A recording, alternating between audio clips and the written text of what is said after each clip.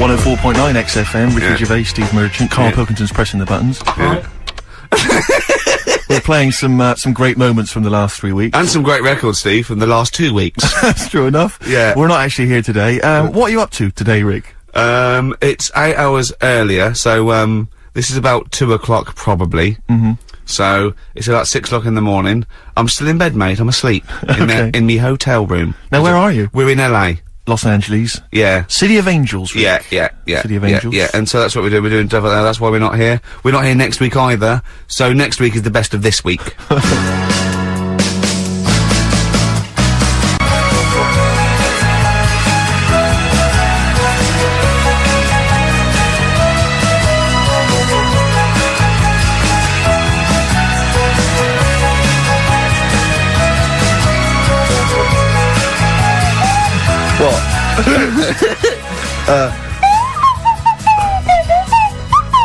Someone's left one of those little things in here. It's brilliant, isn't it? It's amazing. What are they called, those things? I imagine just there, I was thinking of being in the front row at a Morrissey concert and going, can I just play along? They are brilliant. I don't know what kind of sound that is. I don't know. It's only used for when Kenneth Williams yeah, exactly. sees someone undressing. Yeah. That's the only time that is used, that noise. Exactly. That is brilliant. But it's like it was specially created for the Carry On films. Yeah, we need, I don't know what it is, but we need something when I walk in and see someone changing. Well, what about this? There is a light that never goes out by the Smiths. I phoned Carl up in the week, yeah, and I said, what are you doing? He went, well, even though it's one of my days off, I'm just doing some research on the web. Found anything that said, yeah, I'm doing science. And then he said, you can get wigs for dogs in Tokyo. That's his scientific fact. And I went, what do you mean, dogs, if they need a wig? I said, if they need a wig, what, dogs going bald? And he went, like, this is fine to him, he went, it's a stressful city, Tokyo. The world's alright with Carl. He's always got an explanation. I've only ever seen him confused once. When, in Edinburgh, he looked out of his window one day and he saw a bloke putting a parking ticket on some rubbish. Yeah. And that genuinely confused him. Yeah. He couldn't work out, could you? It's a bit weird, isn't it?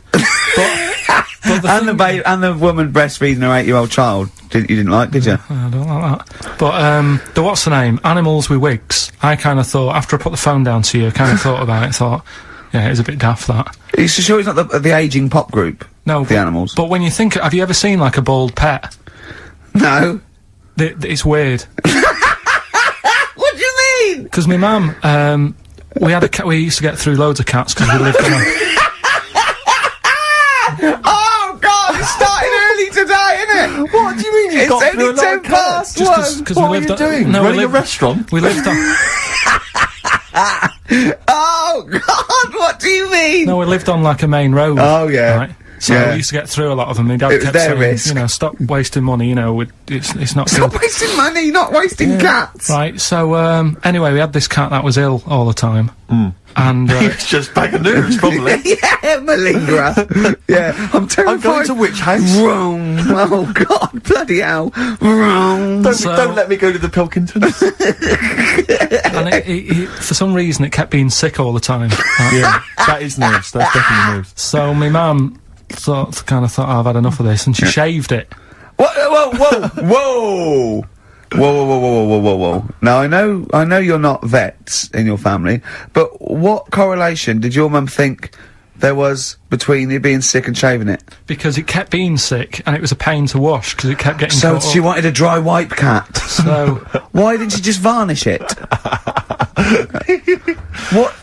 It's weird, it's weird, though. So now he's cold and sick? No, but I mean, not all of it. She left sort of the back half, but sort of from its waist, sort of. I love that! Shave it because it's sick on itself!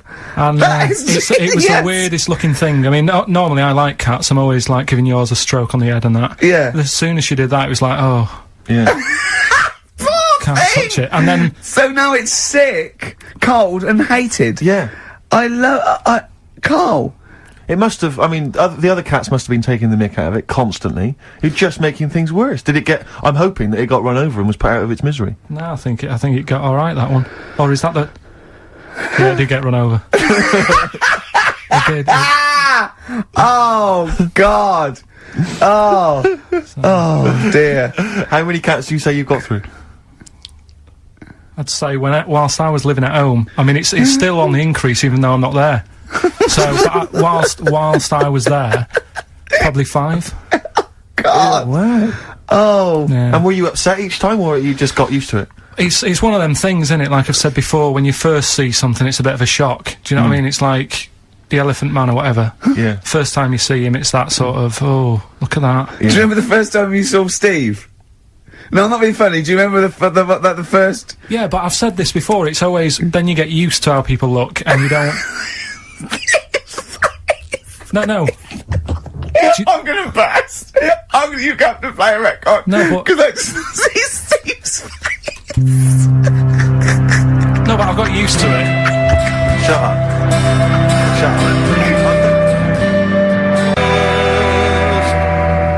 Well, here we are again, XFM on a Saturday. Just gone 1 o'clock, Steve, if I'm very much mistaken. But we're not here, as such. We're away again, gallivanting around. We've got to do the special sort of best of again. Okay. Which we did a few weeks ago, so this is the best of the last 3 weeks. Which I think is, I think it's the best 3 weeks we've ever had. But I'd like it condensed into 2 hours. Yeah. Yeah, some great music as well in there. Yeah, there'll be some great music, interspersed with fine chat that you've already heard. Yeah. Except this bit's new. We've actually, out of the kindness of our heart, we've come in last week. Yeah, yeah. And we've done a few clips, just because we felt a bit guilty about shooting off. Yeah. And leaving. Even now, having heard this link, I'm beginning to wonder if it was worth our time. Yeah. Well, should we play a classic link? Let's play, what, from the last 3 weeks? After this is Feeder.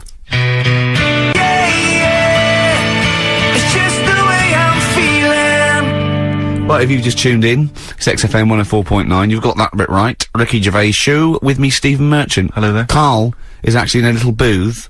We're not in the studio, you see, this is pre-recorded, we recorded this last week, because we're away.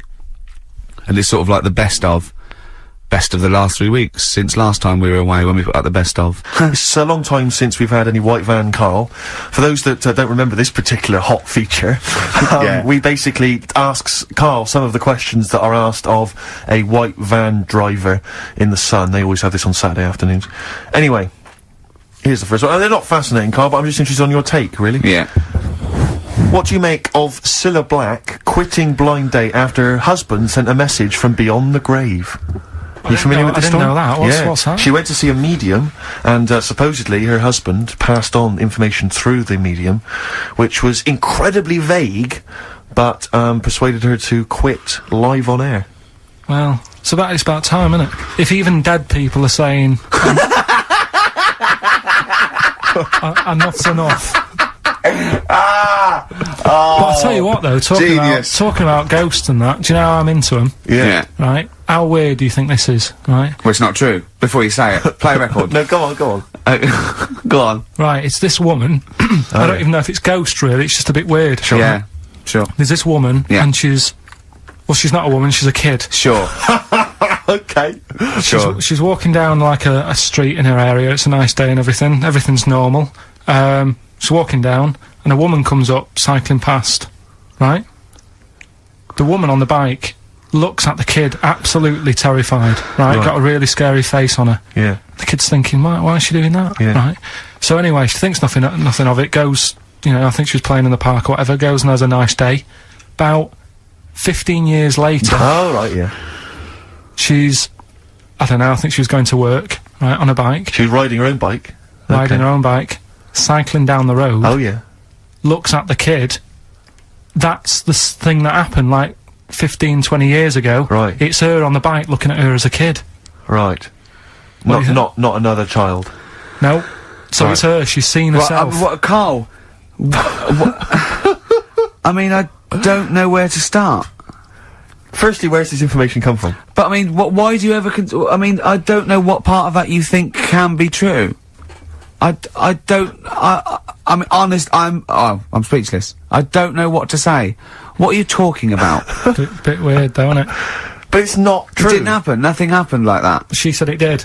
Well, Who? then she's wrong. Who? She said she saw herself. she saw herself as a kid, didn't she? Did she carry on riding And as an adult when she was a kid. Did she stop and talk to herself, or did she ride on by and think, that's a bit weird, there's me as an 8-year-old. I won't stop, I'll be late for work. Yeah, if I'm late again, the boss said he'd be in trouble. Yeah. Oh. Well, And where is this information? Did it happen to someone you know?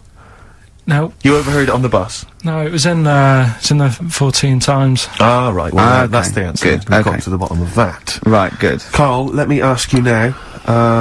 Carl, you will be a little bit unnerved about this. Have you seen the film Jurassic Park? Yeah. You know what happened there? Well, according to the Sun here, it says scientists are planning to clone mammoths for a theme park. Look at his face, look at that, he looks like a dog caught in the headlights of a car, he's terrified. I love Carl. He sprung to attention Carl. there. Is that the best news you could have? Man moths.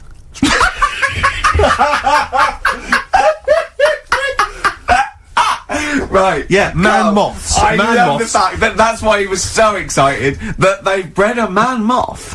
What is this? Yeah, it's a human being that hides in your wardrobe and eats an entire jacket in a day. Yeah. What do you mean, man moths? Mammoths. Mammoth, the big hairy you heard cow of the from the mammoth? Ice Age. I mean, elephant. You're not so excited about that, then? You can take or leave bringing back mammoths to life, but a man moth? A man moth is a different matter. Oh, if we'd have never brought that up, he'd have gone and told someone now. Yeah. You know, they've bred an half man, half moth. This and is that's what how, we that's how mean. things start. This is what we mean when you hear don't- these ghost Are you stories. slightly deaf? Is that it? When you hear these stories, is it? Carl, is English your first language? Are you actually foreign? Is that the thing? yeah. Should we When speak we say slower? foreign, we mean not of this planet. Yeah. Should we speak slower? Would that be a help to you? No, go on. Next What do you one. make of Do that? you think that's good? The Would you think idea that's of good to bringing bring back mammoths? prehistoric animals. These giant elephants. They're slow, aren't they? It's not as if they're gonna, like, get out and run fast and they can't capture them. They'd probably be a fence, to be honest, Carl. They'd probably be a fence. No, but you're asking it as if, like, oh, it could all go wrong, but it couldn't, could it? Well, Really? but the point was about Jurassic Park is they thought it wouldn't go wrong, and they thought they had it all under Yeah, but control. that was and they- Have you learned Dinosaurs. nothing from Jurassic Park, Carl? Dinosaurs would say, oh, think about it before you do it. But with a hairy elephant, it's not gonna. Not a concern for you. Would you go along to see him? Would you be interested in that? If it was in the area. He's the best. He's great, isn't he? I'd love a queue, Nothing right? impresses No, him. but what I'd like to do is Carl sitting like Yoda in a little cave, and I'd just like to see people like Tony Blair and, you know, Stephen Hawkins in a queue, and they go and say, Carl, got a bit of a problem, And thinking of cloning a man and a moth. Yeah. Problem?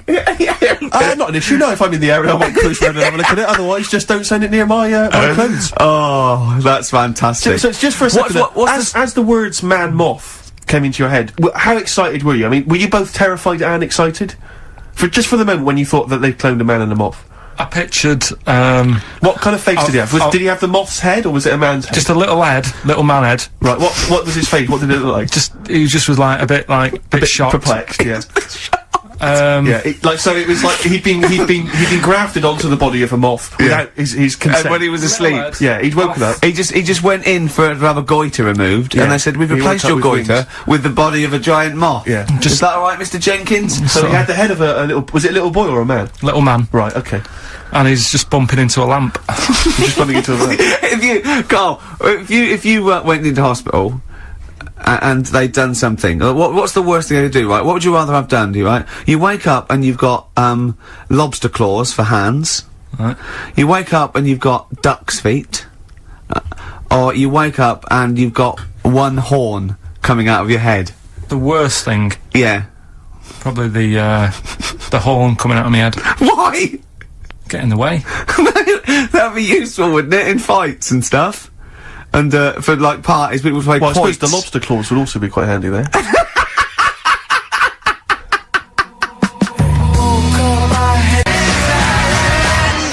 Oh, that's a wonderful, wonderful clip, and Yeah. a great record that preceded or followed it. I'm not sure. But Oh, could I make some dedications? Yeah. Because I last week, just before we had to come in to record this, I popped out trying to get onto the tube, and I had a nightmare because there were millions of protesters, so-called protesters.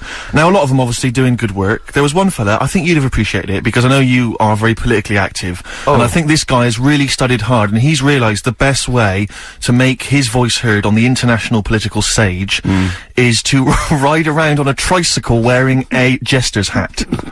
He was really shaking up the bloody government. I wouldn't want to be George W. Bush about now.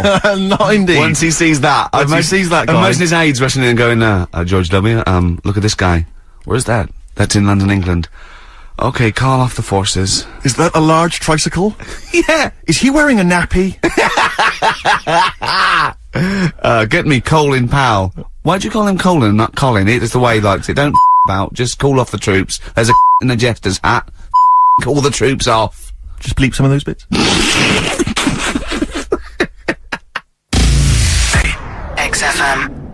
XFM 104.9 of a Saturday.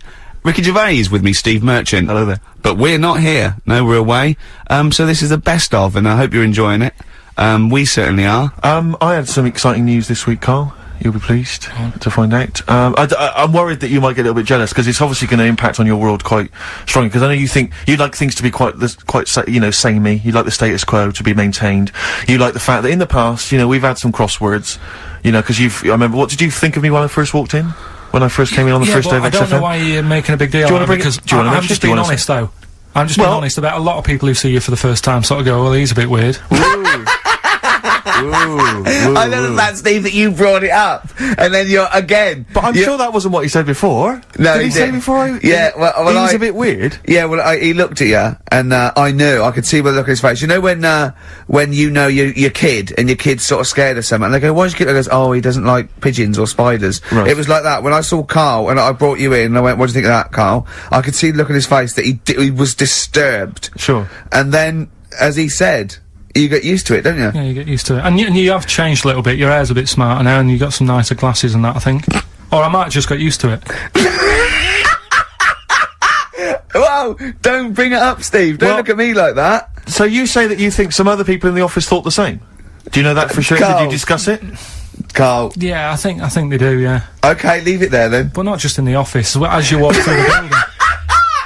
Oh, it's worse than you ever thought. Well, no, it's not worse than I ever thought, because as you well know, Ricky Gervais, what did I do on Thursday morning? Oh, is this the thing? For those that perhaps are not of the female persuasion listening, there's a magazine. Apparently, it sells quite well. It's one of the sort of female, kind of issues magazines. I think it's called Company Magazine.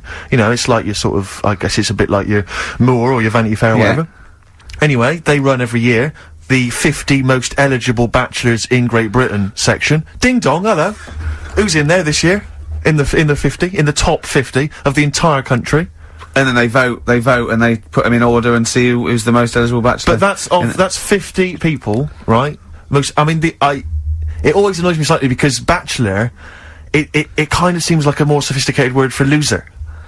Yeah, doesn't it? Which always sort of unnerves me And also slightly. they try and do a different 50 every year, so they're getting pretty desperate to get different ones. Because also a lot of people who are sort of like successful, are married, so there's very little to... No, there's a huge... I don't know if this is international. It could even be international. I'm not sure, actually. So I could be up there with the likes of Justin Timberlake, etc. So, Fred Durst. Yeah. That sort of person, So anyway, this is what's exciting, right? Although I'm slightly frustrated, because they were telling me that last year, alright, because what happens is the readers of the magazine, they vote for who they think is number one most eligible bachelor, right? Last year, the prize was a 2-week trip in the Bahamas, okay? This year, I'm rather annoyed, because all I'm gonna win is a moped. That's the prize this year, that's the prize this year, a moped. Backtrack. What? Sorry? Last year was a 2-week trip to Bahamas, and this year Just a moped. All I'm gonna get is a moped. All you're gonna win is a moped. Yeah, you've got no chance. You've got no chance. Who else is in it? Who else is in it? Well, I mean, I don't know lots of people you'd never heard of. I know Duncan from Blue. Ding. So you're second to him at least already. I imagine you're gonna come behind the other 49. No, because there'll be people voting for me. They get to vote for me. Yeah, Steve. They'll see my photo and then they can vote for me. Yeah, according to I was 22nd most sexy man in the world. I better take that helmet back. I would.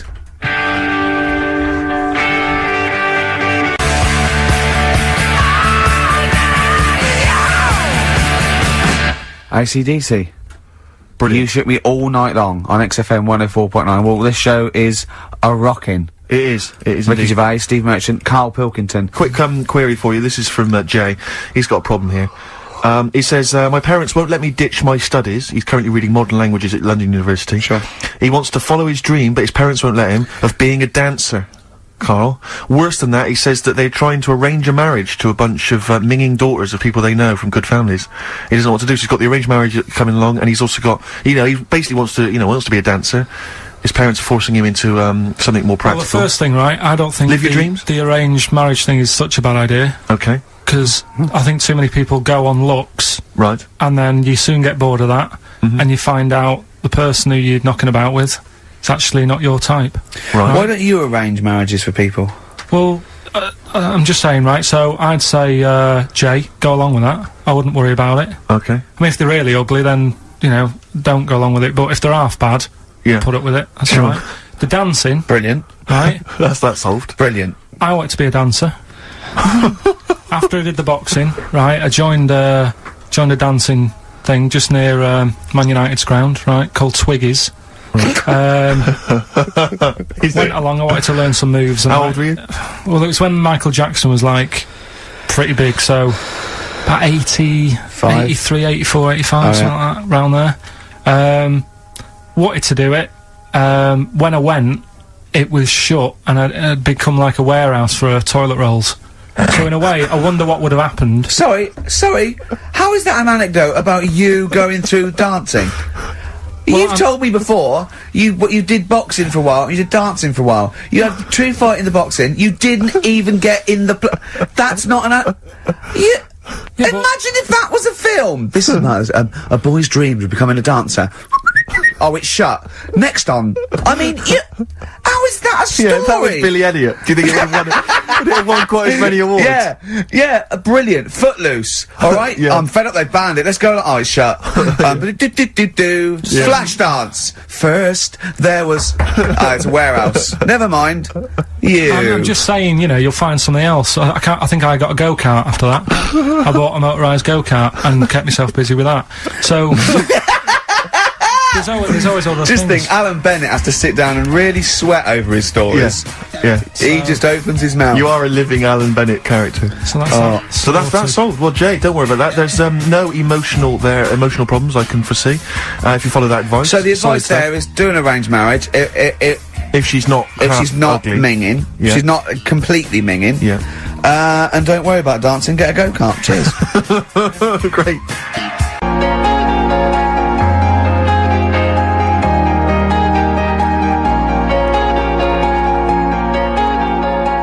XFM 104.9. We're not here. This next clip is one of my favourite clips. Look, it needs no introduction. Here it is. What should we do next? It's too much. We do we need them out of the way? Do we need them out of the way? Yeah, just Let's explain it again. if you're new, I'm sort of on a bit of a mission to find out. You know, we've got a lot of animals and insects in the world and stuff. Yeah. Do we need them all? It still amuses me. So we've found out we've got to keep jellyfish. We've done octopus. Just said we've got to keep them. This week, snails. Do we need them?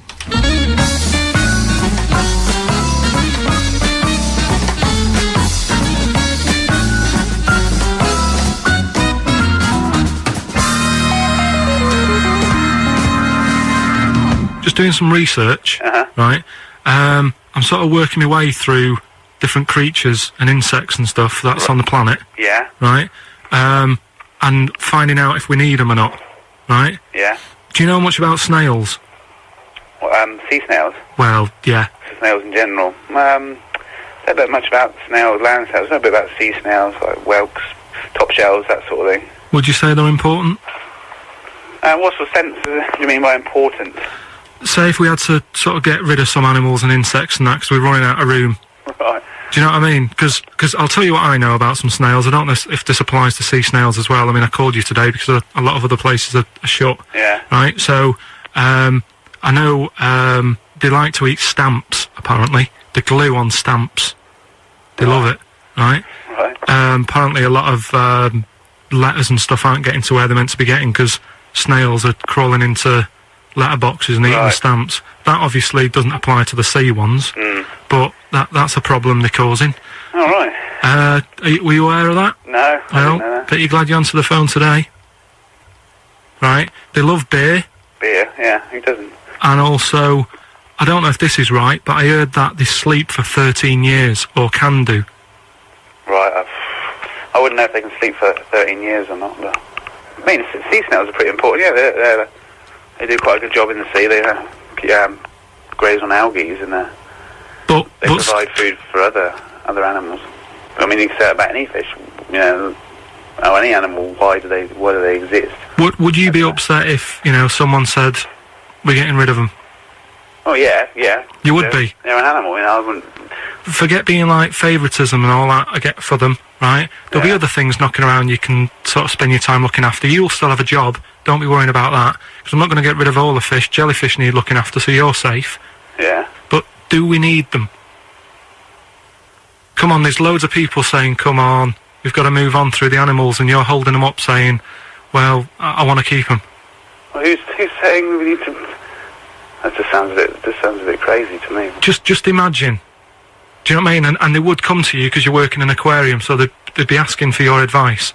Right. And you're slowing it down. Well, they asked my advice and I'm giving it to them, so, you know, that's what I think, anyway. Yeah, but snails, you know, I mean, like I say, they drink beer and that, you know. What do they do apart from some food for a whelk? They were around, their descendants were around a lot longer than we have been. Yeah, they've been around a long time, but what have they done? Well, they've survived that long, so they must be doing something pretty good. Well, apparently they sleep for 13 years, so really, even though they've been around for ages... I think that sounds a bit... I don't think they sleep for 13 years. Not all of them, just the tired ones. So, snails, do we need them? Well, yeah, I just think they've got to, just as, you know, it's not for us to say, do we need them or not, we can't just... So you think we should keep them? Yeah, definitely.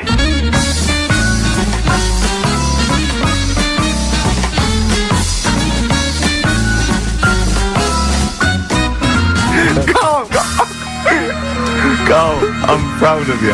That was getting really quite annoyed. I know. What did he think he was doing? What? I don't know what you tell these people. I mean, you don't get their permission to play this out, do you? You just don't tell the thing is, right, I sort of told him what it was about, but we won't say who he is or where he works, because it doesn't matter. I just needed to speak to someone who knows. I know the fact that you were trying to get an answer out of him by suggesting that he would be safe, because he could look after jellyfish if he gave the okay to destroy snails. He was getting livid, you could tell. Oh, God. Brilliant. So they've been around a long time, but what have they done? Well, right, last week when I did Do We Need 'Em, do you know when I called up one of the museums in a science museum? Yeah, you talking to me? Yeah, I'm just saying, I wanted to tell you before when the song was on, but you're so busy listening to it. Yeah, was I so busy listening to a song I was playing? Yeah, but we're doing a radio show, aren't we? Alright, what's your point? Well, I just wanted to say, she emailed in to say I got her name wrong, so I'm just apologising for that. What did you call her? I think I called her Jessica. What was her name? I don't know, I've got it on email somewhere. What? This is not an apology! No, I'm You've just got saying... it wrong again! You've not even said her real name! How is that an apology? Well, I read the email, so, yeah, But who are you apologising to? I think her name's Jackie, I think. Oh, you've got it wrong again, haven't you? Well, anyway, and she just said if you want to see dinosaurs and that, go to the museum. You were complaining about that as well, weren't you? You went to a museum and there was too many dinosaurs. He said you just need 4. No, well, Steve, have you been to the one in Knightsbridge? I think this so. one that I called up, right? It's nice. You go in, you get a good collection of stuff. You walk in, there's 3 or 4 dinosaurs. You've had enough, right? I went into New York, right? Went to the museum there, hundreds of them. You can't move for dinosaurs. Yeah. It's almost like they're responsible for them being extinct. There's loads of them. So all I'm saying is, if you want to see a dinosaur, go to the one near Knightsbridge. They've got a nice selection, some old vases and stuff. It's worth going. So that was great, Carl. Play a record. Well done. Bit of Amy Mann. Oh, I'm obsessed with this song, Red Vines. It's brilliant.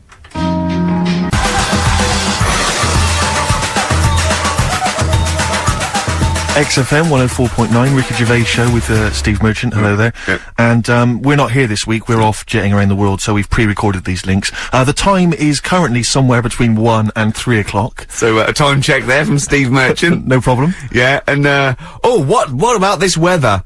Isn't it warm? Stroke. Edit that, Carl. Cold. Okay, whichever one. I'm pleased to see that the congestion charge has had some considerable effect. Had no effect. So just, yeah. Wasn't that great on telly last night, the film? Yeah. I particularly enjoyed last night's EastEnders, Coronation Street, Brookside. Okay. Yeah. But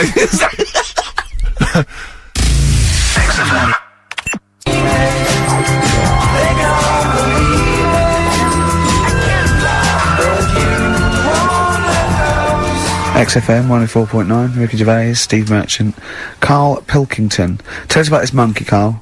You're gonna love this one, Steve, right? Yeah, so last week we were talking about how, like, a lad left his family because there was problems at home and that. He went and lived in the wood, he got airy, right? No! Leave it there, Rick. We haven't got time to go into Right, it. so... That's what happened. And that's what happened, he lived with the monkeys, he went airy. That's Anyway, what happened. That's what happened. looked into, some other stuff about, like, airy kids and all that. Yeah. Came across this story about a bloke, right, who worked in a zoo, Oh dear. right? So, Trouble's brewing. loving his job and that, but it's quite a lonely sort of job because you don't see many people, you're just dealing with animals all the time, right? So, anyway, he gets a bit pally with a monkey because it's the closest thing to a human. Well, that ape is. Right. Yeah, but you can't really go that close to apes. It's dangerous. What do you mean? What type was it? Do you Just mean it was let a him tell the story. Was it a chimpanzee? I reckon it was a chimp, yeah. Yeah, it was you a don't chimp. even know, so It was that's a an chimp. ape. It was a chimp. Okay. Yeah, but it doesn't matter, does it? So he It's the gets story. pally with him. Right, so he gets pally with Well, him. did they go on and holiday together? well, no, I mean, it starts On the off, pool together. starts off just checking each other out and, you know, probably sharing lunch and that together. Yeah. Right? Anyway, this goes on for a while, you know, they're getting on well on that. And then after a while, right, the monkey starts sort of imitating him a bit more and sort of walking upright, Oh, God. Yeah. right? So he thinks, oh, that's a bit weird. Anyway, they get on really better and what have you, so he thinks he could live at home with me, this, Yes. because we're getting on the storm, Yeah. right? So he takes him home, and before Is you this know the it... beginning of Beneath the Planet of the Apes? I think it is. I think you've seen this on video. I'm worried, because he's already imitating him and they're moving in together. I'm thinking it's maybe a bit like Single White Female. Single White Zookeeper. Oh, brilliant. Right, so Go on. anyway, so it's moving in, and it's getting used to sort of the normal human life. It's having a cup of tea in the morning. Yeah. PG tips. As it finishes the day off with Oh, dear. Finish the day off with what? He with does, a he doesn't little have to brandy. move a piano at one point, does He he? finishes the day off with a little brandy. Yeah. What, he pours himself a... Is he wearing a smoking jacket? Yeah, I'll tell you what, Carl. You're a maniac, mate. no, this is why it attracted me. It's amazing, right? So he's having his brandy and that, loving his life. Next thing you know, he sort of, I don't know if he loses it or he gets shaved, but the top half of his body is Becomes hairless, hairless. right? Apart from his head, right? So he's got a nice. So it's the head. opposite of the kid. Well, Yeah, this is what but I'm saying. that would happen. Right? Well, hang on, but so you don't know if You he don't was even shaved know. or if it's How hair? did it say? Then the hairless. What? I'll bring it in for you, the story, and then you All can right, well, see if okay, I've gone keep wrong. keep going, keep So going. anyway, so this is going on, and he's having a great life. Then the zookeeper starts getting a bit annoyed because he's having a better life than the zookeeper. The zookeeper's in the zoo. This is such So the rubbish. zookeeper's still got to do a day's work. The monkey's at home, he's partying, well, he's it got gets his to a other point when he chipmates says, round. there's no point you coming in to the zoo, because the whole reason of you being there was because you're being kept there. Right. And he didn't want to bring the memories back, so he said, you stay at home. So You are you're talking such. Just let him finish. God, I don't know if I can sit here and listen to this drivel. Let me... Oh, I'm fascinated. it's It nearly sounds over anyway, amazing. right? It sounds extraordinary, Carl. So he's walking up right, he's having a tea in the morning, finishing the day off with brandy. Gets a bit out of hand, only tries it on with the zookeeper's wife.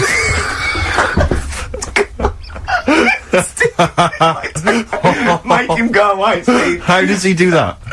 Well, because he's around humans a lot, he becomes a bit of a charmer. And, But what is it that he could do to seduce her? Pick fleas out of her? he didn't say. He's but- built. He was built. Yeah, it's well done. so what listen. about that? What do you mean? What about it, Carl? It's obviously not true. I don't understand how I love the fact he becomes a charmer. He's got better taste in brandy. Exactly. And he, what was it that he was doing that seduced her? I don't know, maybe because he was at home more than the zookeeper was. But what would he be doing, I Carl? love the fact that... He's not going to be talking with her, they're not going to be playing, like, Trivia Pursuit. Maybe she liked the silent type. He didn't go into that, he just said that's when the trouble started. Carl, play a record. Right. Is that what Suzanne did when she brought you in? Talking to the sun.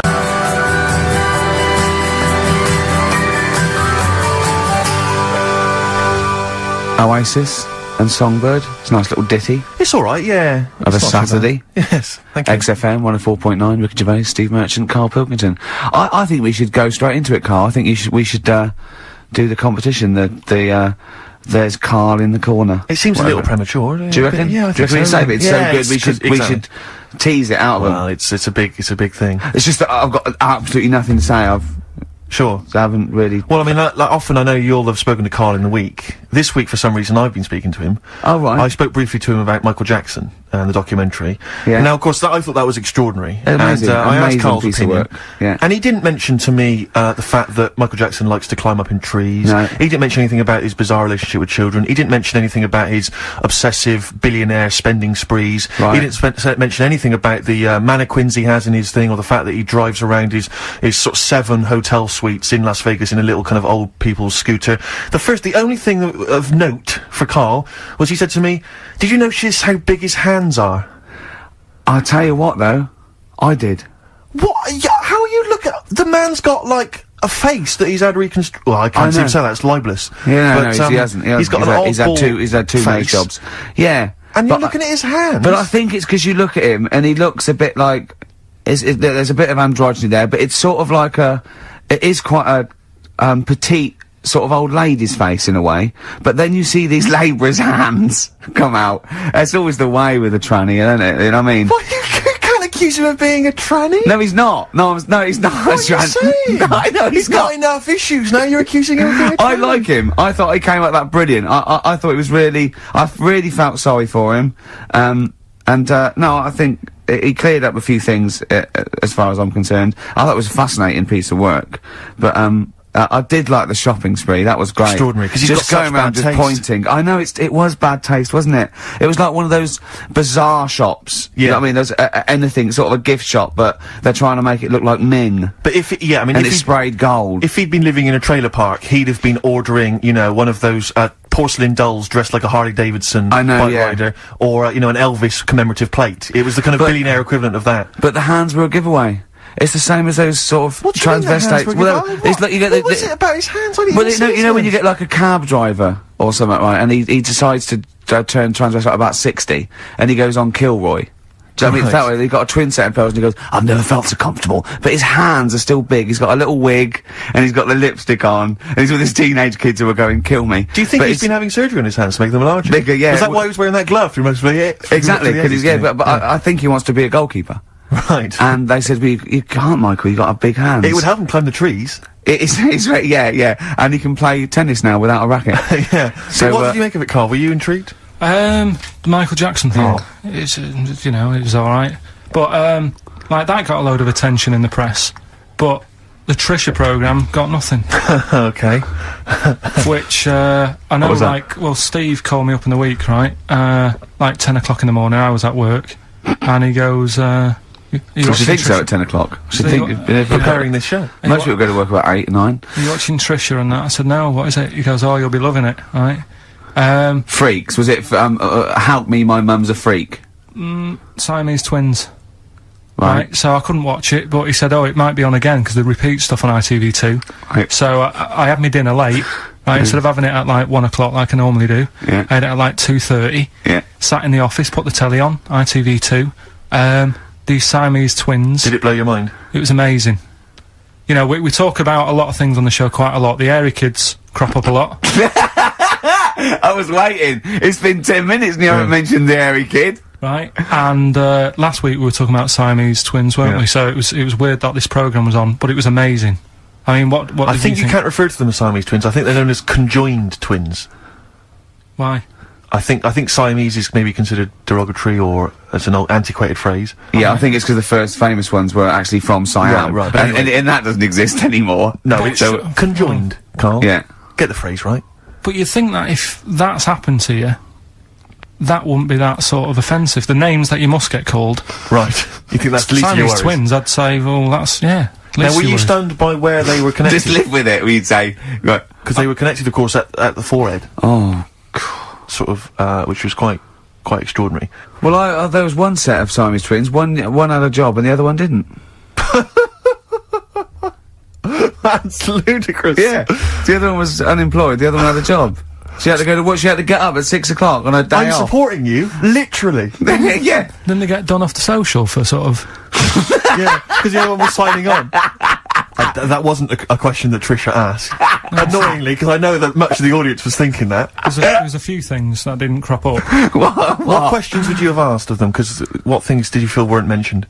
I'd love to just watch Carl watching amazing things. Exactly. Do you know what I mean? It's like early learning thing. Mouth slightly open. Yeah, some mouth slight open, saliva. dribble, looking round to see if anyone else has seen it. You know, I hate that. Like when a cat sees a bird land on the balcony. Exactly. It can't believe it's luck. I'd probably say, how do you buy her, like, a birthday present? A surprise gift, yeah.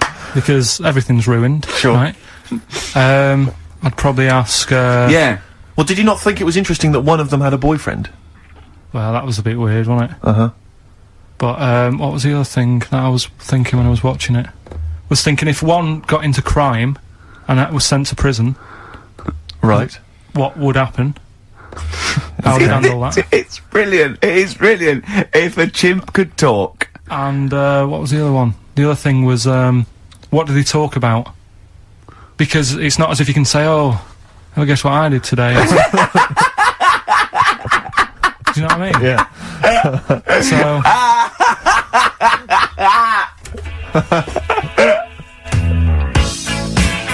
Got this in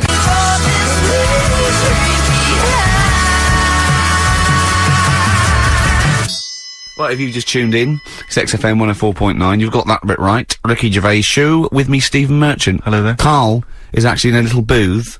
We're not in the studio, you see, this is pre-recorded, we recorded this last week, because we're away.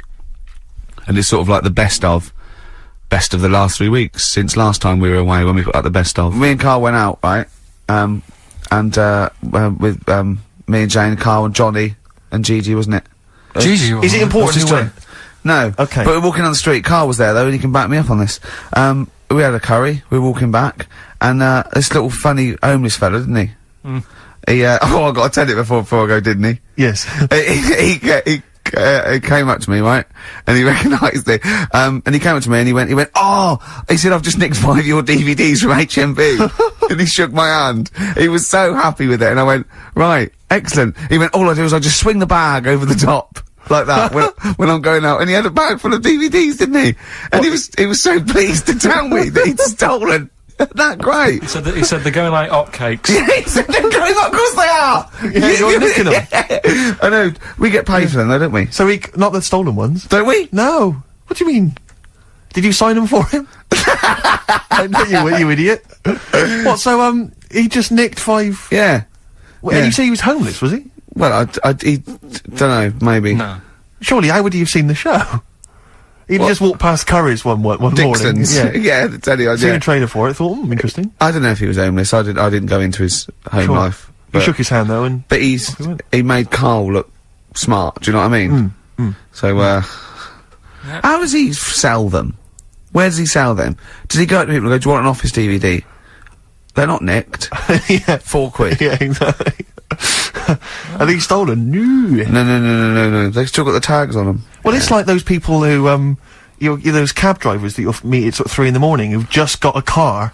Yeah. And just went out with a car. Yeah. And just, I'll pick people up and charge them. Yeah. I got in one once, I said to him, the guy just pulled up, I said, he said, I was in like, East London, I'm going back to, North London. I said, yeah, going to, Swiss Cottage. He went, sure, hop in. We set off. He went, do you know the way? I said, well, not really, no. I thought you'd know the way. You're in a cabbie, aren't you? He went, no, don't really know the way there. I said, have you got an A to Z? He went, no. I thought, well, if you're going to go out just on the, just winging it as a cab driver, Yeah. 2 things. Take a map and a torch. He didn't have either. He said, well, I'll probably get to Camden. I said, right, I'll direct you from there. Drove on for about 5 minutes, making conversation. About 5 minutes later, he went, do you know the way to Camden? I thought you knew the way to Camden. I don't really know the way. I thought I did. Oh. It was I mean, let me out. You know, £4. Exactly. And that's, I don't know who's got that sort of time on their hands, that they just think, it's 3 in the morning, I'm at a loose end. I think I'll go out doing a bit of cabbing. Wow.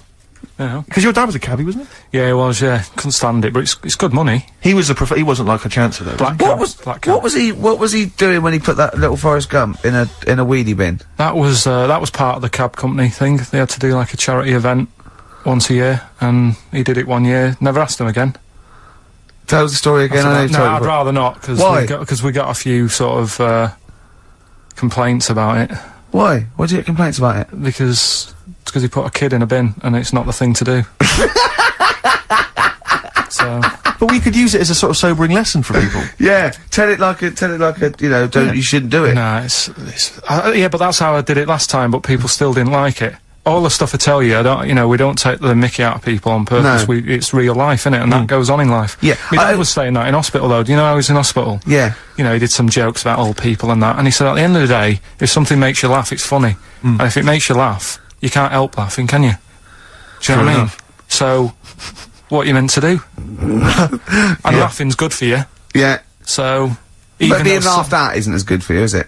No, but there's probably more people laughing at one person, so if you balance it out, there's only one person who's upset and there's a bunch of people laughing. So, That's genius! Give me an example of that, give me an example. Well, for instance, Carl Pilkington as he talks and the people listening. Yeah, no, give me a little example of like, so, you know. I can't, because again, that's what I'm saying, I can't tell you the story, because there might be someone out there who, this person might even be listening and think, I forgot about that and you brought it all back to me now. So I'd prefer to leave it, but I think people know. Why did he put him in the bin in the first place? Because he was getting out of hand. What was he doing though? You see, I can't explain. You can. Don't be silly. I prefer to leave it, honestly. What was he doing? Was he annoying him? He was annoying my dad and the other people in the cab. Right. And he thought, how can I deal with this before it gets too out of hand? Yeah. He pulled over and put the lad in a wheelie bin. I'm gonna burst. So we'll leave that. And then,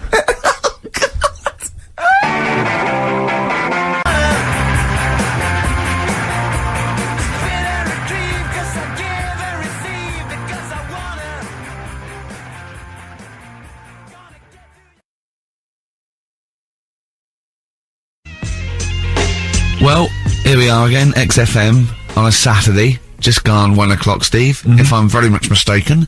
But we're not here, as such, we're away again, gallivanting around. We've got to do the special, sort of best of again. Okay. Which we did a few weeks ago, so this is the best of the last 3 weeks. Which I think is, I think it's the best 3 weeks we've ever had. But I'd like it condensed into 2 hours. Yeah. Yeah, some great music as well in there. Yeah, there'll be some great music, interspersed with fine chat that you've already heard. Yeah. Well, except this bit's new. We've actually, out of the kindness of our heart, we've come in last week. Yeah, yeah. And we've done a few clips, just because we felt a bit guilty about shooting off. Yeah, even now, having heard this link, I'm beginning to wonder if it was worth our time. Oh, dear. You know, I said in the past to you, Rick, that my grandparents, so I love them dearly, but it's like, for the last 30 years, they've been waiting to die. I know, It's like they just sort of, it's like, you know, the novelty wore off of life. Life in the 50s. Yeah, they got kind of bored of it. Life, in the 40s, it was brilliant. All sat around the old Joannas, the bombs fell, singing, they loved that. The 50s, you know, that was great as well, because that was the post-war years. It was, you know, it was a bit tight in the pocket, but it was alright, everyone pulled together. And then the 60s came along, all the crazy music, the funny hair. Let's stay in bed. Exactly, they basically stayed in bed. And, it was one Christmas when, my grandmother said to my dad, what do you like for Christmas? What do you fancy for Christmas? And, this must have been, I don't know, 20 years ago. She said, what do you fancy for Christmas, Ron? And he went, well, you know, I could do with a nice big kind of warm winter overcoat. She said, don't worry about that. Don't worry about that, because your father will be dead soon. It's right, you can have his. Meaning my granddad. Well, to be honest with you, my father's still waiting. which is good news. Good news for my grandfather. Less good news for my dad. Freezing. He's freezing. He's freezing. He finds out, how is he today? He's fine. Oh, okay. Oh, I'm freezing. It is it's such a weird mindset, that. I think that, to me, is what sums up people from that older generation, the 40s and 50s. And it seems to me that you've got that kind of mindset. It's like you were born in the 30s. And whenever you talk of your childhood, it's like you had, like, a baked potato to take to school. And a hoop and a stick as a Christmas gift. The other thing is, I think that that sort of generation, it seems that the man is dependent on the woman. There's a total dependence. Oh, absolutely, If she dies, he's done. Yes. He's done for. Yeah. He'd just pine away. If he dies, she's got 30 years of pottering. Absolutely, yeah. Do you know what I mean? And going to, like, you know, the youth club and the church. I know what you mean, yeah. It's sort of like that. It's sad. Of course, it's sad for them, but it's not the end of their life. No, sure. And it sort of is the other way around. I don't know why that is. Yeah. It's terrible. That's a little melancholy thought for. I know. I've really you brought it down. You've brought it down. I've brought it. This isn't a nice show at all. This is terrible. Well, we're gonna have people just killing themselves. What? Well, I didn't really want to make it a Christmassy type show because I don't really like it. Oh, he's done it again. Well, you did Christmas once, didn't like it. No, my dad always said. All right, steady on. Dad said Christmas morning was for, like, you know, for me. So he used to stay in bed. So he never. That's brilliant. That's a great thing to say, isn't it? Yeah. Christmas morning's for you. Run wild. Do what you want. Just don't bother me. I'm going to Honolulu for 2 weeks. That's great. Dad, it's Christmas. Do I have to do anything? No. So my mum used to get up because she used to like to see my face light up, you know, when I open my presents. And then, to keep fireworks. And then I'd have to go to my bedroom from about 6 o'clock onwards, because, like, my mum and dad were into having big Christmas parties, and I wasn't, like, old enough to go. Right. So they'd say, right, you know, you've had your fun there, you go up to your bedroom, stay in there. Really? Yeah, I remember one year, right, I got a train set, that's what I wanted. Yeah. Right? It's brilliant. Playing with it all day. I thought, I don't mind about the party, I'm happy staying up here, playing with this. Brother comes in, he's had a few, right, he's going, yeah, give us a go on your train. How old is he? He's a bit older than me, so he might have been like, let's see. Well, let him be 18. Yeah, probably about 18, 19, something like that.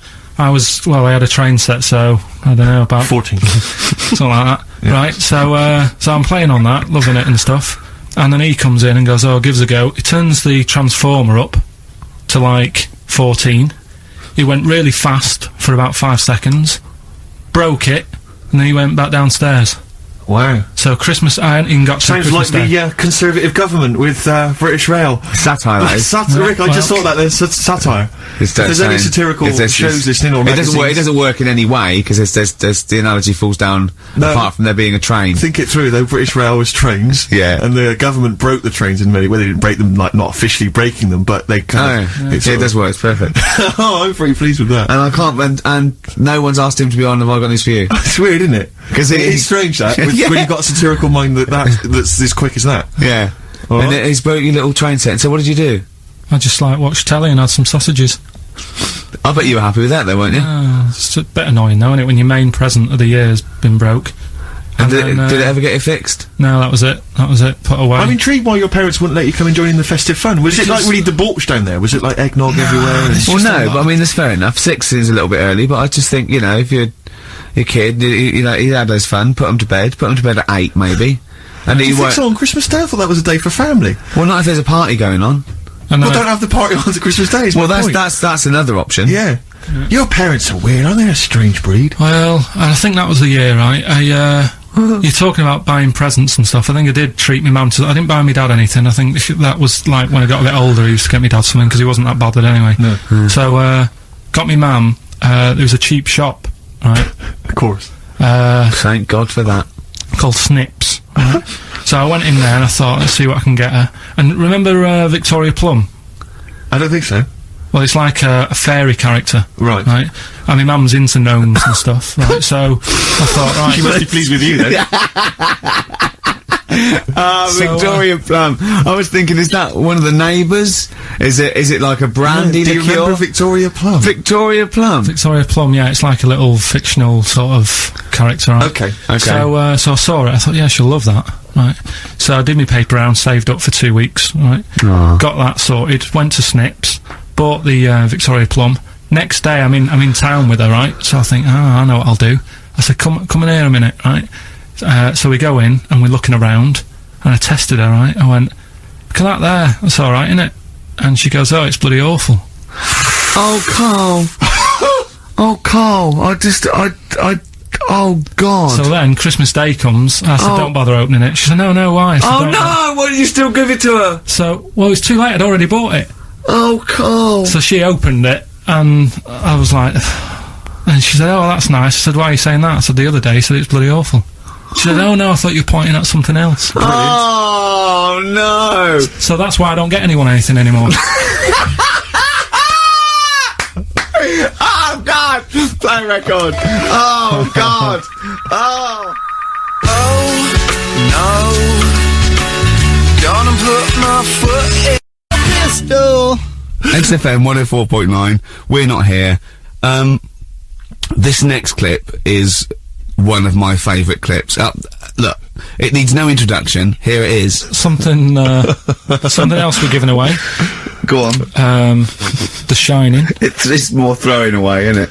Once again, is it on video? Once again, it's on VHS. Just because you buy it out of your own money, Carl, stop being so mean.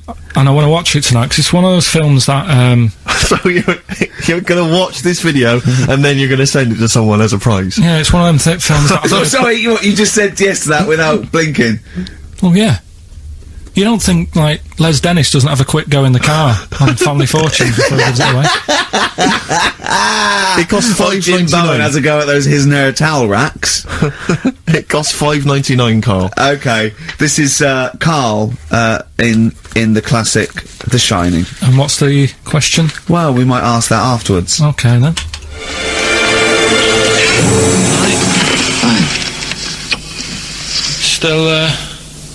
Still trying to write the book then? No? Yes. Good. Funny, someone told me the other day, weird thing about a typewriter, the top row of letters, the longest word you can write is typewriter. I'll just show you, that's weird, isn't it? It's just the typewriter being... You're not in the mood, are you? You're in one of those grouchy moods again, that you get into when you're writing. I'm not being grouchy. I just want to finish my work. Yeah, just being a bit funny, a bit offhand and that. Let me explain something to you. Go on. Whenever you come in here and interrupt me, you're breaking my concentration. You're distracting me. And it will then take me time to get back to where I was. Understand? Yeah, but I just was coming in to try and cheer you up, you know, if you... I mean, I'm full of ideas as well, you know, if you're having a problem coming up with stuff, got loads of ideas you could write about. The other day I read about this airy Chinese kid. What do you want me to do about it? No, it's just that it could make a good book, do you know what I mean, sort of follow him round. That's swell. Well, I'd buy it, you know. But if you don't want to know, don't bother doing it. But do you know what I mean? Just airy Chinese kid. It's weird because they're not normally that airy over there. Yeah, this kid caked in it. But if you don't care, I wouldn't touch one hair on his goddamn little head. You won't have to touch any hair on his head. Like I say, he's covered. Leave the head alone if you want. Touch his hands. He's totally covered in it, but... I love the little son of a bitch. Well, don't go that far. You haven't met him, but I can sort it out. I'd do anything for him.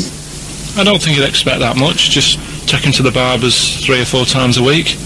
You know, he's a good little kid. In fact, I'll do it. I think I'll write a book on him.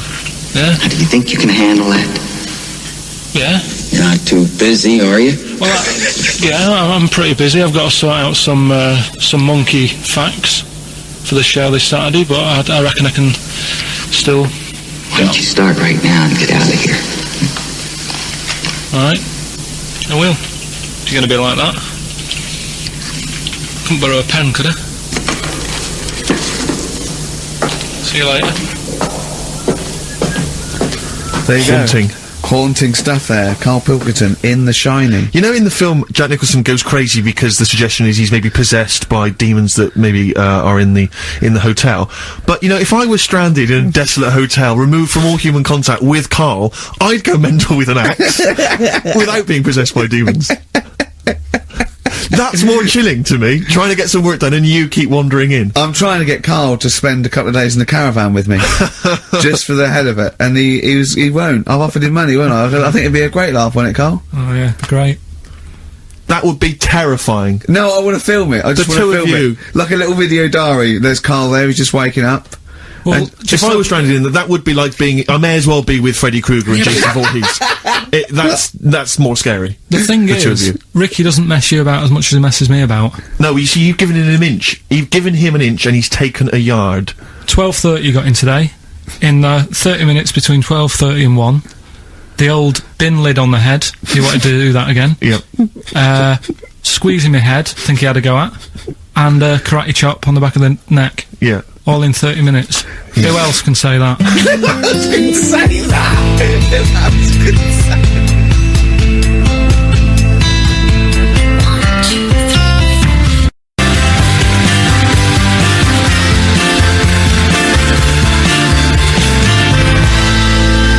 XFM 104.9, Ricky Gervais show with Steve Merchant. Hello there. Good. And we're not here this week. We're off jetting around the world, so we've pre-recorded these links. The time is currently somewhere between 1 and 3 o'clock. So a time check there from Steve Merchant. No problem. Yeah, and what about this weather?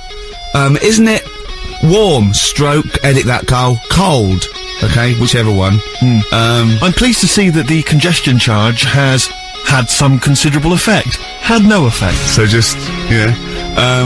Wasn't that great on telly last night, the film?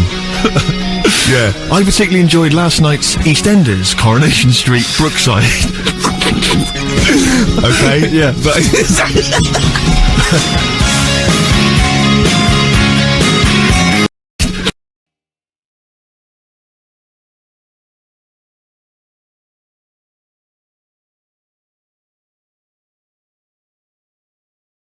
That was good. It rocks. I hope the audience was playing it loud, like us. Yeah.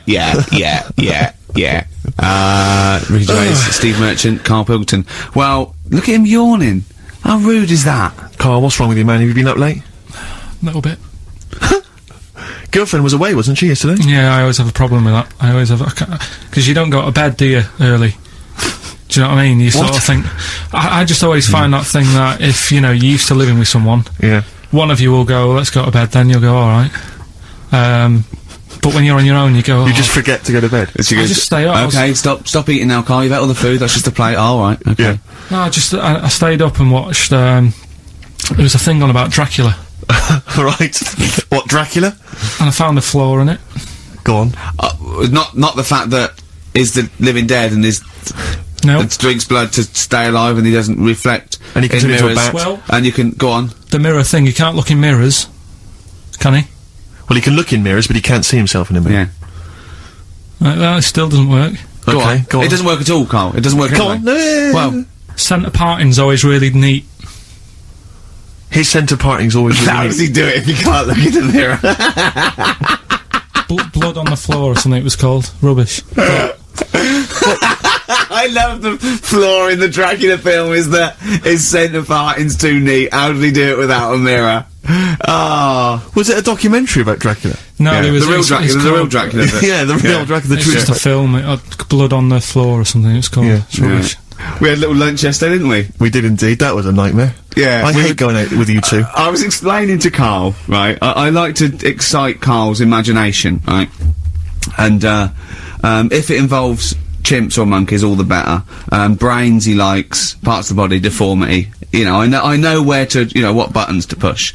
And I told him about this thing. I don't know if any of you out there know about this, but there's an experiment they did in the 50s, a clinical psychology experiment where there's your two hemispheres of the brain, okay? They're joined by a thing called the corpus callosum, right? Which is just a little flap of skin, like a little scarf lead that joins your two hemispheres. And what they did, they cut that in half, and they thought it was a cure for schizophrenia, but what it turned out to be, or epilepsy, I think, I can't remember, was that your two sides of your brains didn't function together. You couldn't get information. I was telling Carl all this thing, and one of the things I told him was that they did it on a monkey, and it fought itself over a nut. Like, its right arm was connected, you know, by its left lobe of the brain, and it was fighting over itself. And Carl went, instead of, like, thinking this is amazing experiment, he went, would it have been happy if you'd given it two nuts? Yeah, I know. Well, you started off by explaining it, and I remember you mentioned, because I was watching the two of you as you were describing it to me, you said, of course, one side of the brain deals with symbolism, and as you said the word symbolism, I noticed Carl drift away from looking at you, pick up his mobile phone, and start pressing buttons randomly. And I thought it was the word symbolism that got him, and I noticed it took you just a moment longer, and I think the first thing you said was, when did I lose you? Yeah, I know I'd lost him. It's extraordinary, and he doesn't even try to disguise it. I think I said nomenclature at one point as well. Right, yeah. And I knew I was dicing with death there. Yeah. But, but I told you, tried to look it up, didn't you, on the web? You didn't find anything about it, did you? The spelling of it's, what is it again? What's the word? Corpus callosum. Yeah, so I couldn't do it. No, there's no point. Yeah. Don't bother. Give up. Don't bother. Give up. So if anyone knows any interesting facts about that, I don't expect yours hasn't been cut in half, has it, Carl? That would, again, might explain something. I'll tell you what we will be talking about later. I don't know if you're sort of aware of them, Steve. Go on. Bonobos. Oh, I don't know much about bonobos. I told him about he was looking for stuff. I said put in bonobo. He was having no luck with chimp.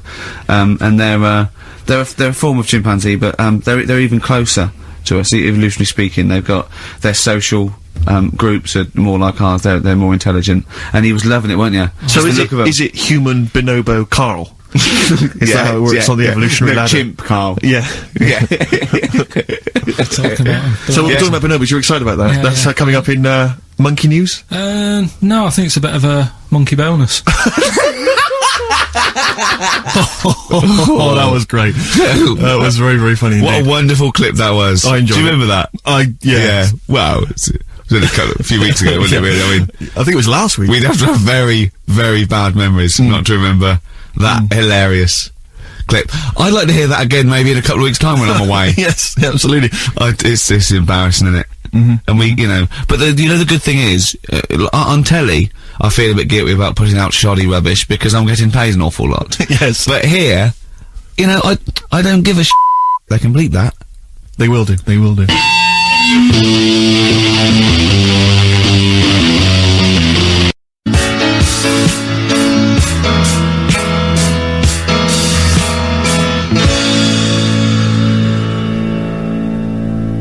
Bit of David Bowie. When's that ever hurt anyone, Steve? Never.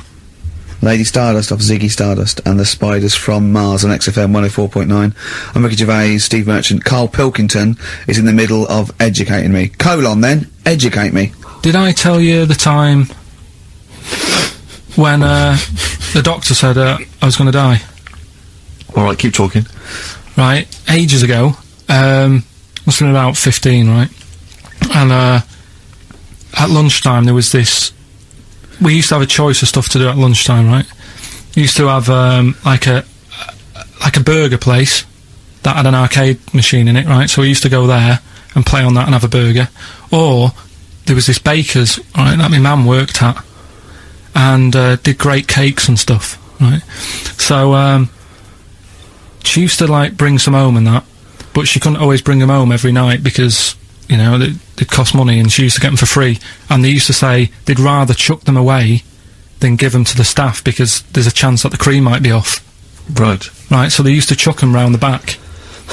So I used to go round the back with my mate and eat a load. Brilliant. Scavenging, eating out of bins. No, it wasn't out of bins, they were still in trays, but they just stacked them up near the bins, right? So this got out, I mean, it used to be chocker. Once the school found out, everybody used to go there, and it'd be like, well, have a cake. The headmaster crawling through, fighting the kids off. Right, so I'd have, you just eat, I don't know, 6 jam donuts or something, and then you'd spend your dinner money on the arcade machine. Brilliant. Right? So it was a good afternoon, really, right? So you'd do that, and this one day I must have had 6 or 7 jam donuts, a few Congress tarts. What's the Congress tart? I love them, I can't get them in London, right? So I'd have some of them. If anyone can get a Congress tart for Carl in London, please let him know.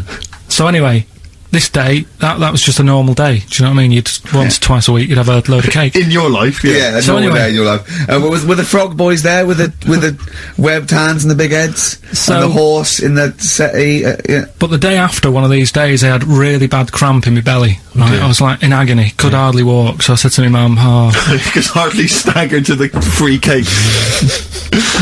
So, I was in absolute agony. I said, I don't like doctors, but you'll have to get a doctor in because I don't know what it is, I can't walk. He gets the doctor round, I won't say his name, but he said, well, Doesn't look like he's got long left. Blimey. So I was a bit like, hang on a minute, I've only had a few cream donuts. Yeah. My nan was panicking. Sure. He went, my dad came in from work, she said, oh, something's really bad with Carl, I think it's serious, you know, the doctor said he ain't got long left. So he said, what, he said that and just left? So she said, yeah. He said, I'll have to call him then. So he called him up, said, what's all this about, you know, Carl hasn't got long left, how long's he got? So he goes, oh, I was only messing. It's just had some bad cream. Can you believe that?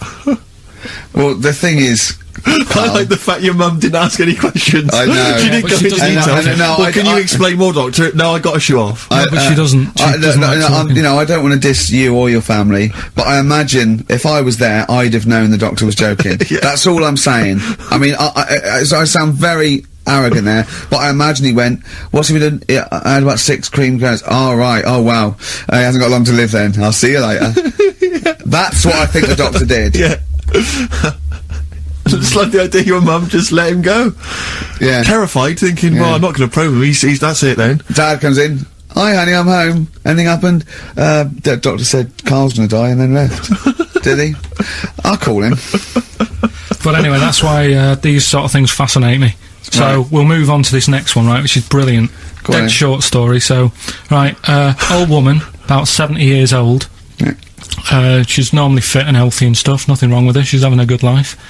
And one day, she goes for a check to the doctors, just to check herself out, 'cause she's getting on a bit. Yeah. Says, take your clothes off and that. So she does, and checks her out, says, yeah, you're looking good, you're looking good. Turn round, he said, oh God. He says, you got a tumour on your buttock. Right? So she goes, oh, can you do anything to sort it out? So they go, yeah, we could book you in for an operation, it's best if we remove this.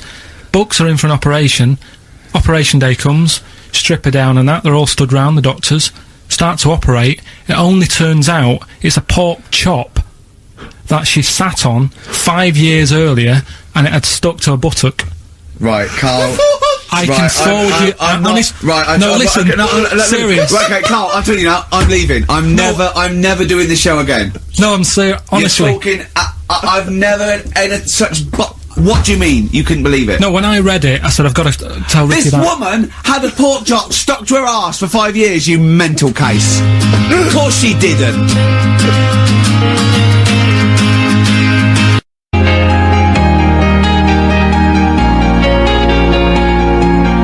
That is a blinding record, and before that, Rick, what do you make of those adverts? They were great, weren't they? I like them, yeah. I'm going to buy all them products on the way home. And that's endorsed by Ricky Gervais. He's won awards. Yeah. Rick, do you remember this? This was a hilarious No. moment. No, you'll remember this when you hear it. It was when Carl said something that was basic. Well, I think for a lot of people it sounded like a lot of old bollocks. What have we got now? Right, so we're looking into animals that we get rid of. I've spoken to someone about snails, I've spoke to someone about jellyfish, and that, and, looking at cockroaches today. She's an expert. She's just not just some random person. No, she works in a museum, a good museum. I said I'd give it a plug. It's the one near Knightsbridge. It's got dinosaurs and that in it. It's worth seeing. And this is Natural her. History Museum. Yeah. So, Not sure. He's not sure. this is what happened.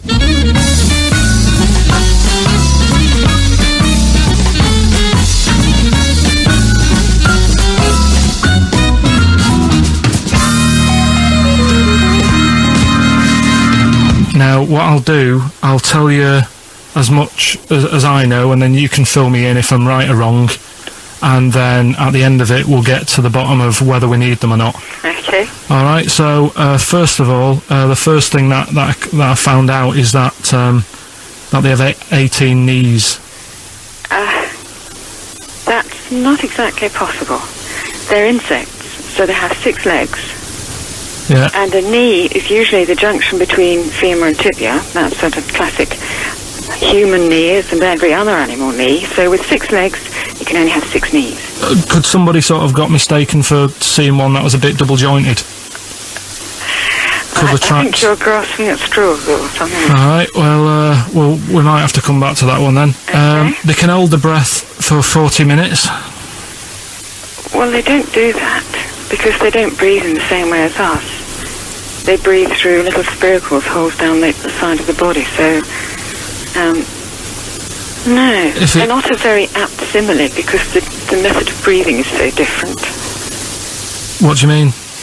Because insects have a totally different system. They don't have lungs in the way that we do, just breathing through one part of the body. They're actually breathing through every segment of the body all of the time. So even though they've got their mouth shut, they might be able to slide. Nothing to do with breathing. So only just feeding. So you see, maybe that's where someone's gone wrong. Someone's got hold of one and sort of taped its mouth up or something and got bored after 40 minutes and said, well, we'll call it right. It's a unkind thing to do to an insect, even to a cockroach. Yeah, but it's all... You can't do that. Yeah, but... No. Pretty unkind thing to do anything, even a cockroach. Something else I found out. Yeah. They can live for a week without an head. Well, that's true if they don't bleed to death in the process. But the weird thing is, when I told you that they had 18 knees, you seemed a bit sort of like, don't talk ridiculous. But then we're talking about an animal that can live without an head. So there's a little bit of truth in that one, yeah? Yes. Why, when it was invented, has it got that facility? Say if someone said to humans, we could do that with humans, and, you know, if you lose your head in some accident, it gives you a bit of time to sort of go back to your family and maybe write them a note. You won't be able to have a chat, but write them a note saying it was my own fault and it was nice knowing you. Well, that would be a useful facility, I agree, but cockroaches are great survivors. I mean, they've been around for over 300 million years. They're one of the most primitive insects. Right. Well, I've also, is it true that they do a lot of resting? Apparently they can sort of rest for 75% of the time. Rest? Yeah, they just sit about doing nothing. It's probably true of a vast proportion of the world's fauna. I mean, maybe the 25% that they are working, they're really giving it some, so it might make up. They're probably searching out food and, yeah, they can slow down considerably. You can chill insects in the fridge and they'll become very, very quiet. You might think they're dead. Yeah, but I'm sure, you know, if we were sat in a fridge, you know, we'd go a bit quiet, wouldn't we, you know? Well, you might not know much about it, of course. Yeah, but... Not quite reading the right sources. Well, I've been using the internet. I'm sure there are many useful sources that you could find there, but some of those seem to have been a little misleading to you. So you don't agree with a lot of what I've told you there? No. So, cockroaches, can we get rid of them? No. So we're keeping them then? I would say so, yes.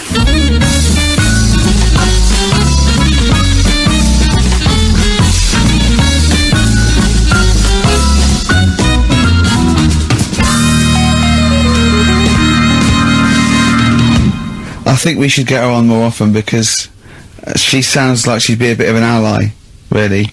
Because she knew immediately that you were talking nonsense. She even said, I think you should be more concerned about your sources, which I've been trying to tell you for a year, right? The fact, I mean 18 knees, where did you get that from? It was on the internet. They can hold their breath for 40 minutes. I mean, I don't know what you read and take on. Mad world, don't it?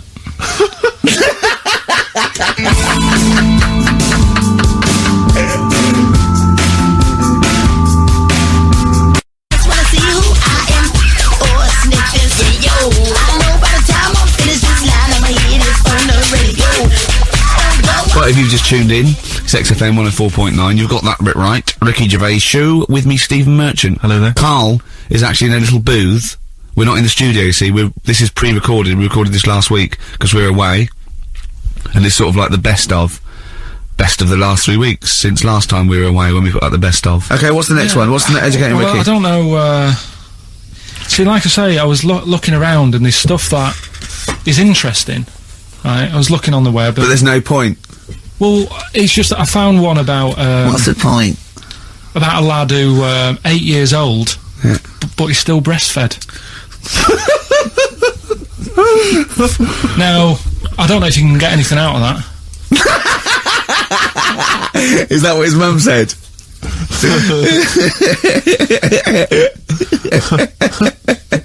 So, what do you mean I don't know if I can get anything out of that? You don't need to. No, it's just that, you know... Where did you read that? That was on the internet. Oh, well, yeah. You're always unspecific when you mention it. It's just it was on the internet. Well, I'm trying to think what I put in. I think I put in Y to see if I'd confuse a computer. And then, Carl, you are... No, no, honestly. I did a search, put in Y, and it came up with funny things that, like, why is this person doing that? Why is that? And it had a picture of this 8-year-old lad, sort of, you know, on his mum's nipple. And it was saying, you know, is this healthy? You sure that wasn't asking you that question? What? I put in Y just to confuse the computer. Like, go, what do you mean? Yeah. Stop it. Yeah. Oh, look, yeah. Last week, I was walking, home with him, and I went, he was saying something stupid, and I went, I've got a competition for next week. Let's do a phone-in, and it's called Carl Pilkington, Genius or Fool. Yeah. Right? And he went, No. I went, why not? He went, well, it'd be confusing because they say there's no difference between genius and being a fool. They do though, don't they? No, but it's rubbish, and people say there's a fine line between madness and genius, and, you know, it's a ridiculous soundbite. They don't say there's a fine line between a genius and an idiot. Well, the people who do are idiots. Yeah. So what would you do there, though, just to sort of wrap that little thing up? What would you do? That lad loves his mum's milk. What are you asking me to come up with? No, I'm just... A title for the story? No, it's just what would you do? Right? What do you mean, what would I do? Well, it's causing a bit of a problem in the area, right? What area? In America, I think it was. Oh, America are a problem, are they? George Bush is worried about this kid who's breastfeeding at 8. Imagine it like this, right? Right. So, Carl, what are you asking me? About this spurious story you saw on the internet? I saw it on the internet. There's an 8-year-old lad, he likes his mum's milk. Yeah. And it's saying, is this right? Should it No, be it's going not. on? But what do you want Ricky to do about it? It's not his responsibility. Yeah. No, but the little town that he lives in, they're all causing an uproar, right? Going, this isn't right. You know, I can't let my kid play out in case he's in the garden with his mum getting a bit hungry, right? So, oh, God. What should they do? Because his mum's saying, well, he likes it. Yeah. And he, you know, so what do you do? I don't know the laws. No, but I'm not asking you to sort out the laws. I'm just saying, if you lived in that neighbourhood, what would you say? If you went up to him and said, look, everyone's getting a bit fed up with this, look. I'd say, what would I do? What do you mean, what would I do? what are you asking me? Right, it doesn't matter. No, what are you asking me? What are you asking me and Steve and the public? I'm just saying, say if you live next door to this woman. Yeah. Right? The kid's hungry, 8 years old, he's out playing on his bike and he goes, Mum, I'm getting a bit peckish, and he goes, alright, son. She whops one out. And he starts having his milk, right?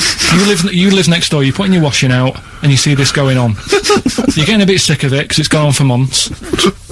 8 years, I assume. Why is it your business? Why are you such a nosy neighbour that you're concerned? What would you do, Carl? Let's turn it back on him. Yeah. What would you do? What's your solution? What would you do? Well, I thought I'd say, right, why are you doing this? And she'd say, because he likes it. And I go, all right then, put it in a bowl first. And you think that would sort that out?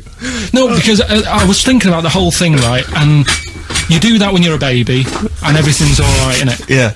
No one bats an eyelid at a little baby having a bit of milk from its mum's breast, right? Yeah.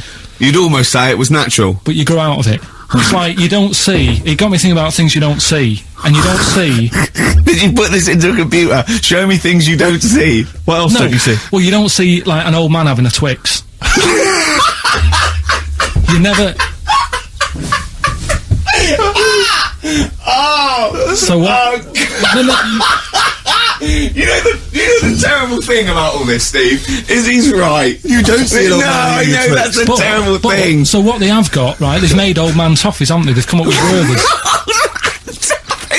Is that a song? Oh God! You don't see it on So they've got their Werther's, right? Yeah. So look at him! You think he's giving a lecture at Oxford? It's not going anywhere. No, go on, sorry. Go on. I'm just saying... Right. You grow out of things. Yeah. And the old man, I'm sure when he was a kid, he'd have a Twix. Yeah. But now it doesn't look right, so he's having... It doesn't look right! So, No. Right. I don't think Werther's Originals were specially designed for old people. I think they were sweets that just happened to have been made for years. That's why old people eat them. Yeah. They didn't go, hang on, there's a market here. I've noticed old people aren't eating Twixes. Quick, let's make some old man sweets. But the little advert, he gives it to his grandson as well, doesn't he? He goes, have a Werther's Original. Now, I think it cuts, though, before he throws it back in his face and get me a Twix.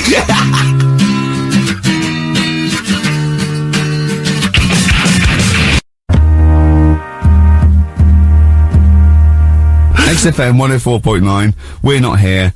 It is a bit like being Dennis Norden, playing some great moments from the show. I was just imagining Dennis Norden one day, sort of just like waking up out of his stupor, he's doing this, and he'd go into the producer and go, I've just seen a couple of my programmes. I just saw It'll Be Right on the Night 18. It's shit. It is terrible. Why didn't someone tell me? Well, we didn't want to upset you, because, you know. But I've been doing it way too long. Well, you could just let me go on forever. Well, until you died, yeah. Well, why can't my son take over? Well, he's 80, Dennis. And the jokes I'm doing, they're awful. They're just... Why have I got that clipboard? I've written these jokes, they're not funny. There's an audience, they're laughing. What are they laughing They're not at? laughing, they're not laughing, that's canned laughter.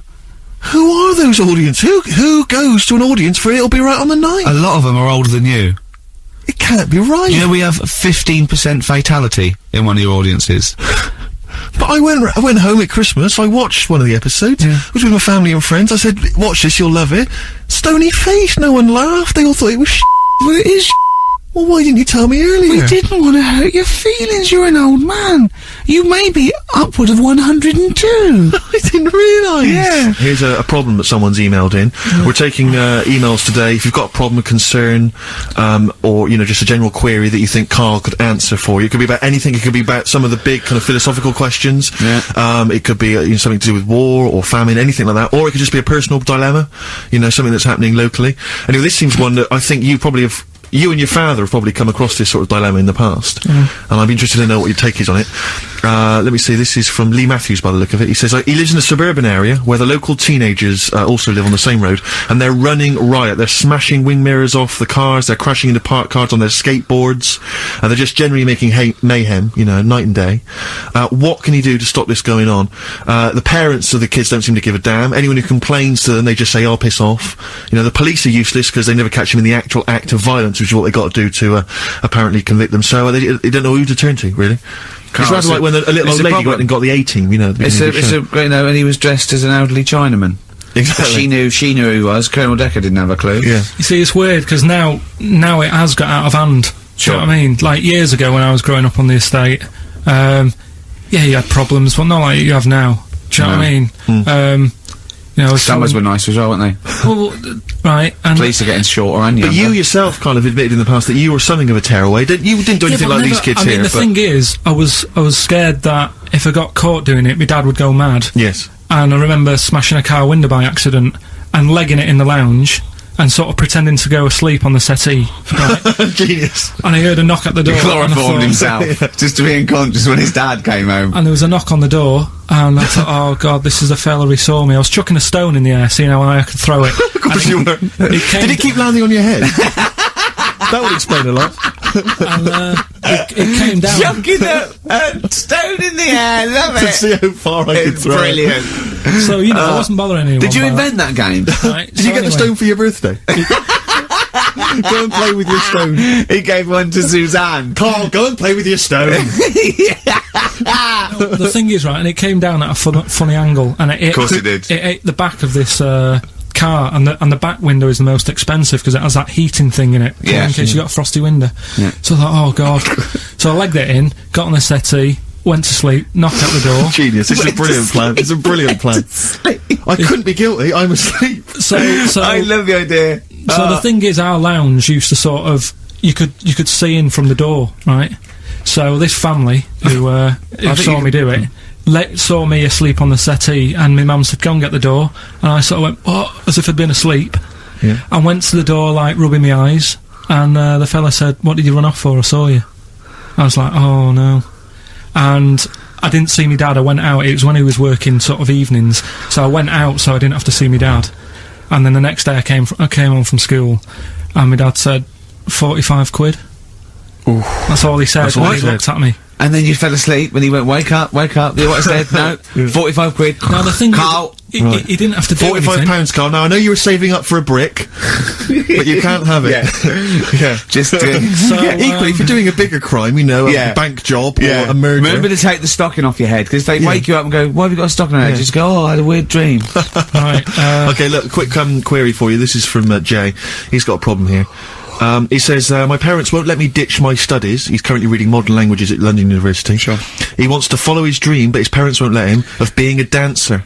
Carl. Worse than that, he says that they're trying to arrange a marriage to a bunch of minging daughters of people they know from good families. He doesn't know what to do, so he's got the arranged marriage coming along, and he's also got, you know, he basically wants to be a dancer. His parents are forcing him into something more practical. Well, the first thing, right, I don't think Live your dreams? the arranged marriage thing is such a bad idea. Okay. Because I think too many people go on looks. Right. And then you soon get bored of that, and you find out the person who you're knocking about with is actually not your type. Right. Why don't you arrange marriages for people? Well, I'm just saying, right, so I'd say, Jay, go along with that. I wouldn't worry about it. Okay. I mean, if they're really ugly, then, you know, don't go along with it. But if they're half bad, put up with it. That's right. The dancing. Brilliant. Right. That's that solved. Brilliant. I wanted to be a dancer. After I did the boxing, right, I joined a dancing thing just near Man United's ground, right, called Twiggy's. Went along, I wanted to learn some moves. How old were you? Well, it was when Michael Jackson was, like, pretty big, so about 83, 84, 85, something like that, around there. Wanted to do it. When I went, it was shut, and it had become like a warehouse for toilet rolls. So in a way, I wonder what would have happened. Sorry, how is that an anecdote about you going through dancing? Well, You've told me before, you did boxing for a while, you did dancing for a while, you had a true fight in the boxing, you didn't even get in the that's not an imagine if that was a film! This is about a boy's dream of becoming a dancer. Oh, it's shut. Next on. I mean, how is that a story? Yeah, if that was Billy Elliot, do you think it would have won quite as many awards? Yeah, brilliant. Footloose, alright? Yeah. I'm fed up they banned it. Let's go, oh, it's shut. Flash dance. First, there was, it's a warehouse. Never mind. I'm just saying, you know, you'll find something else. I think I got a go-kart after that. I bought a motorised go-kart and kept myself busy with that. So... There's always other things. Just think, Alan Bennett has to sit down and really sweat over his stories. Yeah. He just opens his mouth. You are a living Alan Bennett character. So that's So that's solved. Well, Jay, don't worry about that. There's no emotional problems I can foresee if you follow that advice. So the advice there is do an arranged marriage. If she's not ugly. Minging, she's not completely minging. Yeah. And don't worry about dancing. Get a go-kart. Cheers.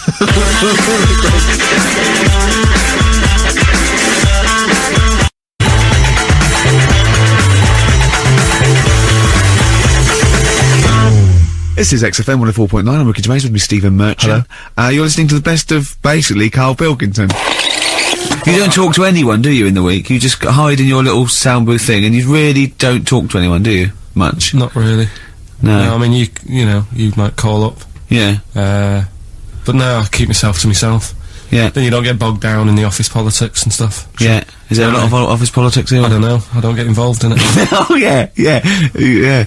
Proved your point. So when we're away and we're like out of action, who, other than Suzanne, who will you talk to of the day? How will you get a sort of feedback from the world? How will you get sort of like input and? I always, if ever I've got like a question on anything, the internet's sat there and I can just go online and find out. The internet is good. It's brilliant, but it's not all verified. It's not all necessarily factually accurate. Anyone can put things onto the internet. It's it's freaks and things that put on things like. Here's one that I read in the week. Right? Go on. About this woman.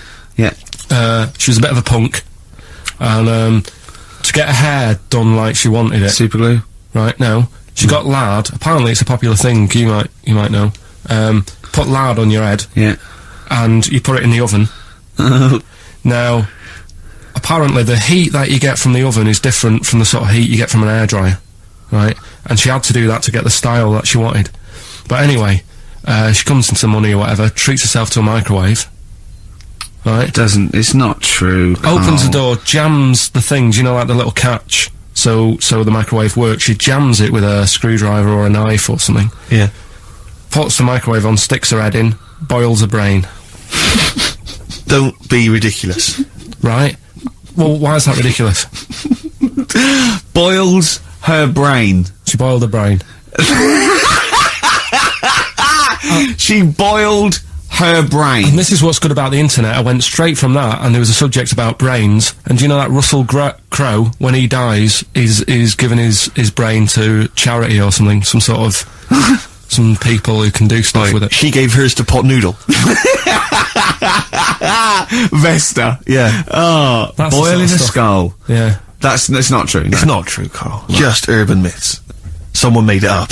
Yeah. For a laugh. They're just too convenient urban myths. Everyone you can tell an urban myth's not true, because it's always, this happened to a mate of mine, and when you say what happened then, they go, don't know, that was it. Was it? Was that it? Was it? Someone boiled a brain and that was it. There was no more story. Well, were there any dates, locations, times? I think it was in Belgium. There's that one that a bloke, right, was going to get a phone call at 4 o'clock to find out if his business was, you know, okay, right? And if he didn't get the phone call, he knew he was broke, destitute. So dead on 4 o'clock, the phone didn't ring, so he went up to the roof, his office, and he jumped off to commit suicide. And as he was passing his window, the phone was ringing. Oh no. Carl, it didn't happen. Didn't happen. Think it through. Think it through. Who told that story? Who told that story? As he hit the pavement at 120 miles an hour. He's the only person who could have known that series of incidents. Also, why didn't he wait? Dead. As his life's at stake, why didn't he wait till 5 past? I'm going to give it 5 minutes just in case. In case the lines are busy. Yeah. And what sort of bloke goes out, I'll call you at 4, okay, if your business, well, call me anyway. No. If I don't call exactly 4, then, no, you commit suicide. Commit suicide. I would, because if I don't call at 4, that's the end of it. Well, call me anyway. No, that's not the way I work. Why can't you just call me and tell me the other way? Well, I'm telling you how I do it. If you're bust, I don't call. Can't you just call to verify in case something goes wrong? What if it's engaged? It won't be engaged. Just commit suicide at 4, please. It didn't happen, Carl. The other one, right? A bloke, right? He's on a train station, and I say I heard it. He's waiting for a crew station, waiting for, and he shits himself. As you do. And so he goes, oh, my train's in 5 minutes, so he runs across to Millets and goes, quick, Levi's 36.